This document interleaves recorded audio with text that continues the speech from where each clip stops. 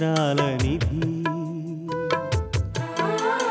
ఓ విధి విచిత్రాల నిధి వింత కథల సారథి ఆశ నిరాశల వారధి నిరంకుశ నిర్ణయాల నిర్దయవానిధి ఓ విధి విచిత్రాల నిధి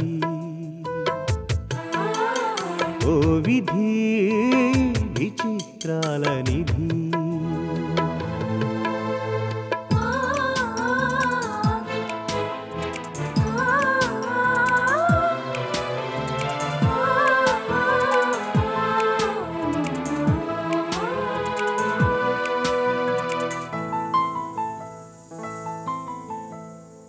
అన్నీ ఉన్నాయనిపిస్తూనే అందకుండా చూస్తావు సంపదలెన్నో ఇచ్చి సంతోషం మాత్రం దాచేస్తావు కోరికలని ఉరి తీయాలని నీకెంతో ఉబలాటం ప్రాణాలతో చెలగాటం నీకు చేతివాటం ఓ విధి విచిత్రాల నిధి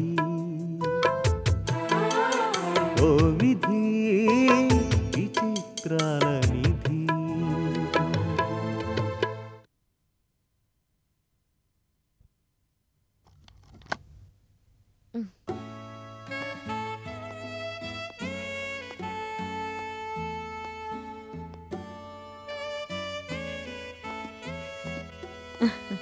బ్యూటిఫుల్ నంబర్. నేనే మీ దగ్గరికి వద్దాం అనుకుంటున్నాను బేబీ. ఇంతలో మీరే వచ్చారు. దేని గురించి మమ్మీ? బిజినెస్ గురించి మాట్లాడదామని. ఎందుకంత ఆశ్చర్యం? మేము మీతో ఆ విషయం మాట్లాడదామనే.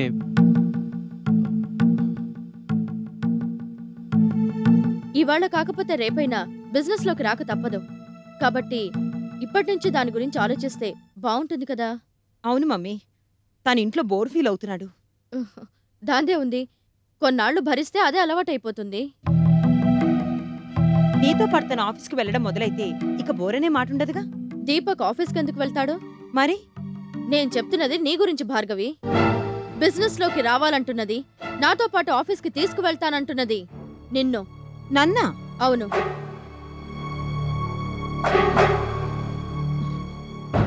మమ్మీ, దీపక్ బిజినెస్ గురించి చదువుకున్నవాడు, ఆల్రెడీ బిజినెస్ లో కొంత ఎక్స్పీరియన్స్ ఉన్నవాడు.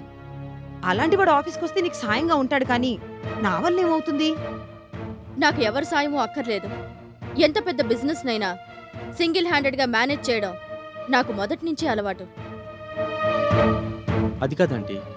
చూడు దీపక్, నా తర్వాత ఆఫీస్ని టేకప్ చేయాల్సిన నా వారసురాలు భార్గవే కాబట్టి ఆమెకి ఇప్పటి నుంచి అప్పుడప్పుడు కొంత తర్ఫీదిద్దాం అనుకుంటున్నాను. మరి నా విషయం ఏం ఆలోచించారు? హాయిగా ఇంట్లో ఉండు దీపక్. మేజర్ శుభ్రంగా వంట చేస్తాడు, వేళకు వడ్డిస్తాడు, కాఫీ కావాలంటే కాఫీ, టీ కావాలంటే టీ అందిస్తాడు. టీవీ చూసుకో, మ్యూజిక్ సిస్టంలో పాటలు విను, పుస్తకాలు చదువు, బోరన్న మాటే ఉండదు.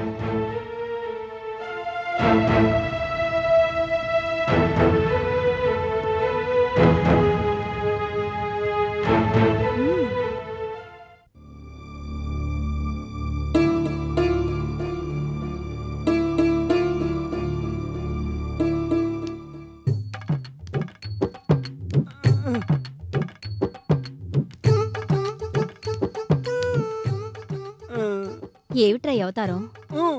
అవతారం ఎత్తడానికి నేనేమన్నా దేవుణ్ణా? ఇది నా డెకరేషన్, అల్లుడు గారు ఇచ్చారు. బాందా ఇప్పుడు ఎందుకట ఈ ముస్తాబు? దీప్తి అత్తారింటికి వెళ్తుంది కదా, నేను వెళ్దామని. నువ్వా? ఏ, నువ్వు వెళ్దాం అనుకున్నావా? ఎవరు వెళ్ళక్కర్లేదు, కేవలం పెళ్లి కొడుకు పెళ్లి కూతురు వెళ్తే చాలు. అంటే నన్ను ఇప్పుడు వెళ్ళొద్దంటావా? అప్పే, ఊరికి అల్లరి చేయకు. సర్లే, నేను వెళ్ళి కారు కాడ నిలబడతా.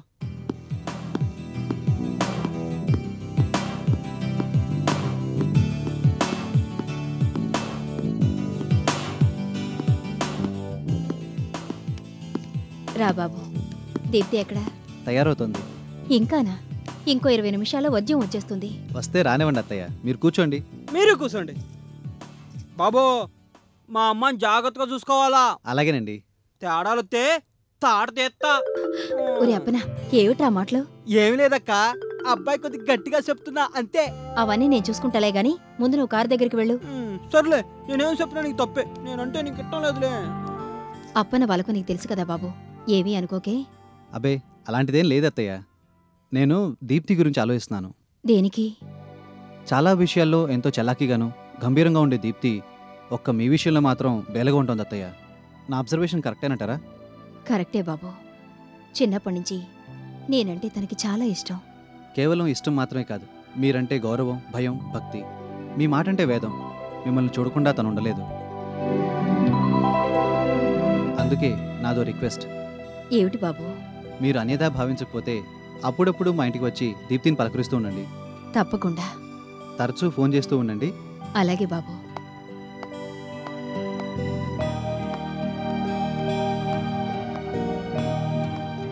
రామ్మా, నీ గురించే చెప్తున్నాడు అబ్బాయి. ఏమని? ఏమీ లేదు, దీప్తి చాలా మంచి అమ్మాయి అని. నిన్నింత బాగా అర్థం చేసుకున్నవాడు, సరిగ్గా నీ తత్వానికి సరిపోయినవాడు నీకు భర్తగా రావడం నీ అదృష్టం అమ్మా. కారు రెడీగా ఉంది మేడం. త్వరగా బయలుదేరకపోతే వర్జం వచ్చేస్తుంది. లేవండి లేవండి.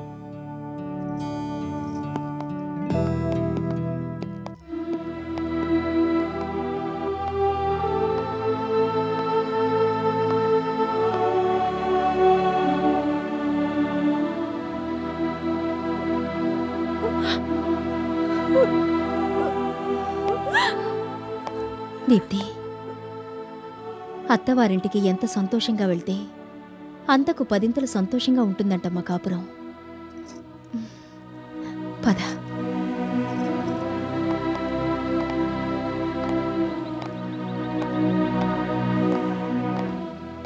వెళ్ళొస్తానాయా? మంచిదమ్మా. అప్పుడప్పుడు ఈ ఆయాని గుర్తు చేసుకో తల్లి. వెళ్ళొస్తాను మావయ్య. అట్టాగే. వెళ్ళొస్తానమ్మా. అత్తయ్య వెళ్ళిరండి బాబు.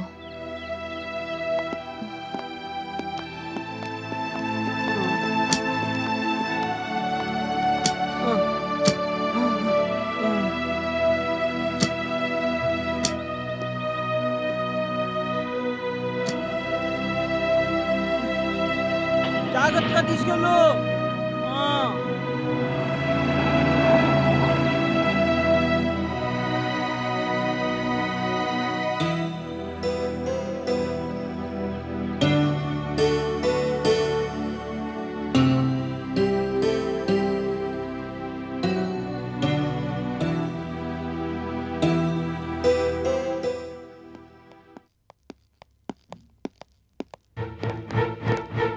Mummy, what surprise!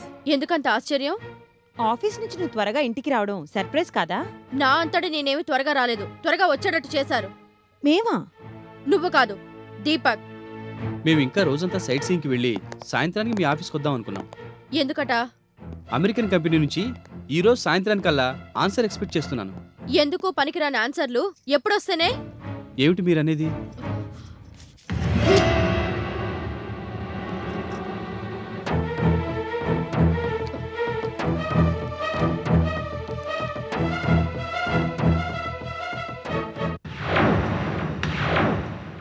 ఇదేమిటి ఇలా చేశారు? అసలు మన గురించి వాళ్ళకి సరిగా ఎక్స్ప్లెయిన్ చేసావా? ఆంటీ, నేనేమిటో, నా క్యాలిబర్ ఏమిటో. దీపక్, ఇలాంటి మాటలు నీ దగ్గర నుంచి విని విని బోర్ కొడుతోంది. అసలు నువ్వు మన కోసం లెటర్ పంపావా, లేక మీ దేవి గ్రూప్ ఆఫ్ ఇండస్ట్రీస్ కోసం లెటర్ రాసావా? ఆంటీ, మీరు నన్ను హర్ట్ చేస్తున్నారు. అమెరికన్ కొలాబరేషన్ ఛాన్స్ ని ఆ లక్ష్మి కొట్టేసినందుకు నాకు తల కొట్టేసినంత బాధగా ఉంది. అది గమనించవే. నేను దేన్నైనా భరిస్తాను గాని చేతకాంతానని మాత్రం భరించలేను. పెళ్లి విషయంలో వాళ్ళని ఒప్పించలేకపోయాడు, ఓకే. ఆస్తి విషయంలో ఓడిపోయాడు, ఓకే. నేను అంత గొప్పవాణ్ణి ఇంత గొప్పవాణ్ణి అంటూ గప్పాలు కొట్టుకుంటూ తిరుగుతాడే, అమెరికన్ కొలాబరేషన్ విషయంలో ఎందుకు ఫెయిల్ అయినట్టు? ఇది నా ఫెయిల్యూర్ కాదంటీ. పోనీ మా కర్మని సరిపెట్టుకోమంటావా? అసలు ఇలా ఎందుకు జరిగిందో నేను కనుక్కుంటాను. అనవసరంగా ఆవేశపడద్దు. ఆ ప్రాజెక్ట్ ఆల్రెడీ ఆ లక్ష్మీదేవి లాగేసుకుంది. దయచేసి ఇంకెప్పుడు నా ముందు ప్రగల్భాలు పలకద్దు.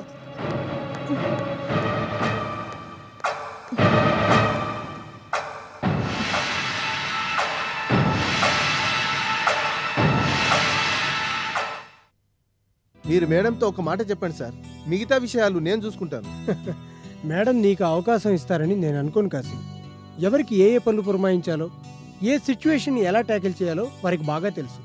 ఏ మాలతి? మీరు జరగబోయే సంగతుల గురించి మాట్లాడుతున్నారు. నేను జరిగిన వాటినే ఇంకా డైజెస్ట్ చేసుకోలేకపోతున్నాను. ఏదేమైనా జరిగిన వాటి గురించి మాత్రమే ఎంక్వైరీ చేయమని మేడం మనతో చెప్పారు. మిగతా విషయాల గురించి డిస్కస్ చేయటం ప్రస్తుతం అనవసరమని కూర్చోండి కూర్చోండి. సారీ లేట్ అయింది. చెప్పండి.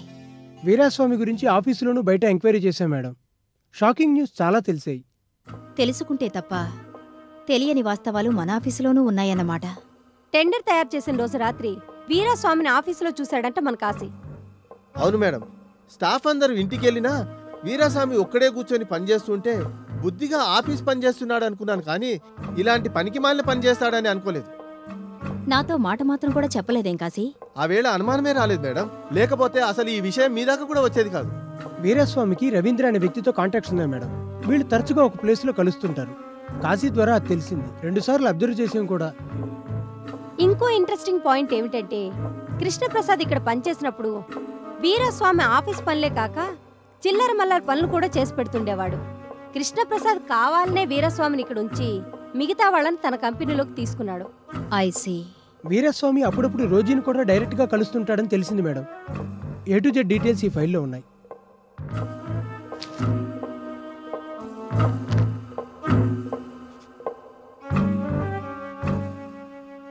ఇప్పుడు వీరాస్వామిని ఏం చేద్దామంటారో చెప్పండి.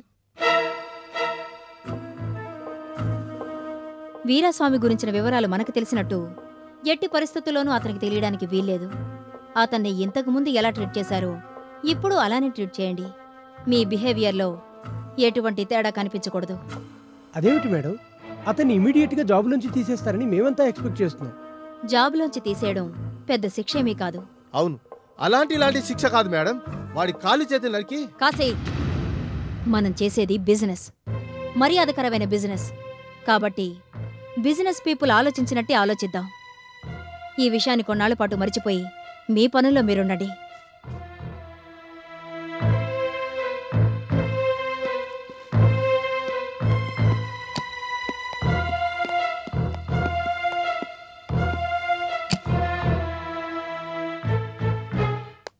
దీపక్, దీపక్ ఎక్కడికి వెళ్ళాడు మమ్మీ? నాకేం తెలుసు, నీకు చెప్పి వెళ్ళలేదా? నేను ఈ మధ్య అడగడం లేదు, తను చెప్పడం లేదు. మనం అడక్క ముందే మగవాళ్ళు చెప్పేటట్టు చేసుకోవాలి భార్గవి. నువ్వు మిస్టేక్ చేస్తున్నావు. ఎనీవే, రేపటి నుంచి అతని మూమెంట్స్ మీద ఒక కన్నేసి ఉంచు. ఓ మాట అడగనా మమ్మీ? దీపక్ నా భర్త, ఈ ఇంటి అల్లుడు, అవునా? అయితే అతను సంతోషంగా ఉంటే నాకు సంతోషంగా ఉంటుంది, తను బాధపడితే నాకు బాధగా ఉంటుంది. నో బేబీ, నీ సంతోష విషాదాల విషయంలో అతని ప్రమేయం ఉండాల్సిన అవసరం లేదు. నీ జీవితం నీది, దాన్ని నువ్వు ఎంత మీనింగ్ఫుల్గా మలుచుకుంటే అంత బావుంటుంది. మగాడు నవ్వితే ఆడది నవ్వడం, ఏడిస్తే ఏడవడం, వాడు బతుకుంటే ఒక అలంకరణ, చస్తే మరో టైప్ అలంకరణ. ఇదంతా ఒట్టి నాన్సెన్స్. అఫ్కోర్స్ నేనేమి చాదస్తాలకు పోయి అలా మాట్లాడడం లేదనుకో, కాకపోతే ఎంతైనా భర్త కదా అని. సాఫ్ట్ కార్నర్ చూపిస్తున్నావు. అతని మీద అంతగా జాలి చూపించాల్సినంత దీనస్థితిలో అతనేమీ లేడు. మన ఇంట్లో పని మనుషుల కన్నా మెరుగ్గానే ఉన్నాడు. ప్రస్తుతానికి అతనికి ఆ స్టాటస్ చాలు. అదేంటి మమ్మీ మరి అలా అంటావు? లేకపోతే ఏమిటి? అతని ద్వారా జరుగుతాయని అనుకున్న ఆ పనుల్లో ఒకటైనా జరిగిందా? అటు డబ్బు రాలేదు, ఇటు అమెరికన్ కంపెనీతో కొలాబరేషను కలిసి రాలేదు. ఇవన్నీ పక్కనుంచినా అతని పెళ్లి కారణంగా ఆ లక్ష్మీదేవి రవ్వంతా కూడా చెక్కు చెదరలేదు. అలాంటి వాడికి ఇంకెలాంటి స్టేటస్ ఇమ్మంటావు? MBA చదివాడుగా, మన ఆఫీస్లోనే ఏదైనా పనా? ఇవ్వను. ఏ? దీపక్కి ఇంటల్లుడే, కానీ పరాయివాడు. ఆ లక్ష్మీదేవి ఇంట్లోంచి వచ్చినవాడు. అతను మన కంపెనీ వ్యవహారాల్లో తలదూరిస్తే భవిష్యత్తులో మన తల్లే ఎగిరిపోవచ్చు. ఇది బిజినెస్ భార్గవి. కొన్నిసార్లు డబ్బు ముందు జీవితం అనేది చాలా చిన్నదిగా, అల్పమైన దానిలా కనిపిస్తుంది. ఇంకెప్పుడు అతని బిజినెస్లోకి తీసుకోమని అడక్కో. ఇన్ని సంగతులు తెలిసాక ఇంకెందుకు అడుగుతాను మమ్మీ? నువ్వు కూడా అతన్నేం పెద్దగా పట్టించుకోకు, కానీ అతని కదలికల మీద మాత్రం ఓ కన్నేసి ఉంచాలి. That's good.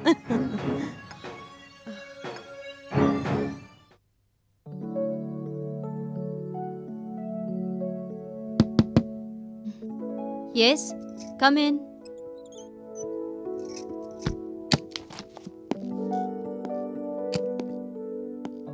Good morning madam.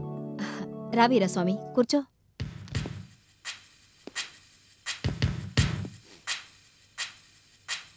నీ కారణంగా ఒక ముఖ్యమైన పని ఆగిపోయింది.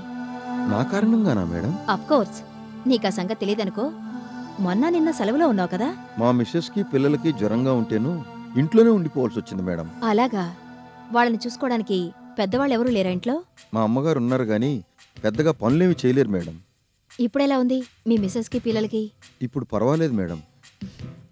సరే, నీకో ముఖ్యమైన బాధ్యతను అప్పగించడం కోసం పిలిపించానిప్పుడు. జాగ్రత్తగా విను. నారాయణరావు గారి హయాం నుంచి నువ్వు ఈ కంపెనీలో పనిచేస్తున్నవాడివి, కంపెనీ బాగోగులు బాగా తెలిసినవాడివి. అందుకని నీతో ఈ సంగతులన్నీ చెబుతున్నాను. మన కంపెనీలో పనిచేస్తున్న ఒకరిద్దరి కారణంగా మనకు రావాల్సిన కాంట్రాక్ట్ మనకు రాకుండా పోయింది. ఆ సంగతి నీకు తెలుసా? తెలుసంటే వాళ్ళు వీళ్ళు చెప్పుకుంటుంటే విన్నాను. ఏవని? అదే మాలతి మీ దగ్గర నమ్మకంగా ఉంటూనే ఇక్కడి నుంచి కొన్ని కాగితాలు తీశారని, వాటిని తన భర్త ద్వారా రోజీ గ్రూప్ ఆఫ్ కంపెనీస్కి అందజేశారని. Yes, you are right. కరెక్ట్గానే విన్నావు. ఒకసారి అలా చేసిన వాళ్ళను సస్పెండ్ చేయడమో డిస్మిస్ చేయడమో చేయాలి. కానీ అలా చేయలేదు. ఎందుకంటే నారాయణరావు గారు ఉన్నప్పుడు ఆమె నమ్మకంగా పనిచేసింది. అప్పట్లో తన సిన్సియారిటీ చూసి ఆయన మెచ్చుకునేవారు కూడా. అందుకే స్ట్రాంగ్గా వార్నింగ్ ఇచ్చి వదిలేశాను. అఫ్కోర్స్, రెండోసారి అలాంటి పని చేస్తే పనిష్మెంట్ చాలా సివియర్గా ఉంటుందనుకో. Okay, coming to the point. ఇది చాలా కాన్ఫిడెన్షియల్ మ్యాటర్. రేపు మనం వెయ్యిపోయే టెండర్ తాలూకా ప్రపోజల్, దీని ఫైనల్ డ్రాఫ్ట్ నువ్వు తయారు చేయాలి. మేడం? అవును వీరాస్వామి. నిజానికైతే ఈ పని మాలతీ గాని రాజు గాని చేయాలి. ఎందుకనో అది నాకు ఇష్టం లేదు. రాజుగారు కూడా అలాంటి మనిషేనా మేడం? అలా అని నేను అనడం లేదు. కానీ ఎన్నాళ్ళు నమ్మకంగా ఉన్న మాలతీ అలా చేసిందంటే రాజు మాత్రం అలా చేయడని నమ్మకం ఏమిటి? అసలు నమ్మక ద్రోహం చేయటానికి వాళ్ళకి మనసు ఎలా ఒప్పుతుందో. అలాంటి పాడు పనులు చేసే కన్నా ఏనూతులో ఉన్న దూకి చావటం నయం. ఎవరు చేసిన కర్మకు వాళ్ళు తప్పక ఫలితాలు అనుభవిస్తారు. నువ్వీ కంపెనీ శ్రేయోభిలాషవని, సమర్థుడైన వాడివని నీకీ పనిని అప్పగిస్తున్నాను. ఈ విషయం మూడో కంటికి కూడా తెలియడానికి వీల్లేదు. ఫైనల్ డ్రాఫ్ట్ తయారు చేసి నాకోసారి చూపించు. అలాగే మేడం. కాంట్రాక్ట్ మనకే రావాలి, ఆ విషయం గుర్తుంచుకో. అలాగే మేడం. Go ahead.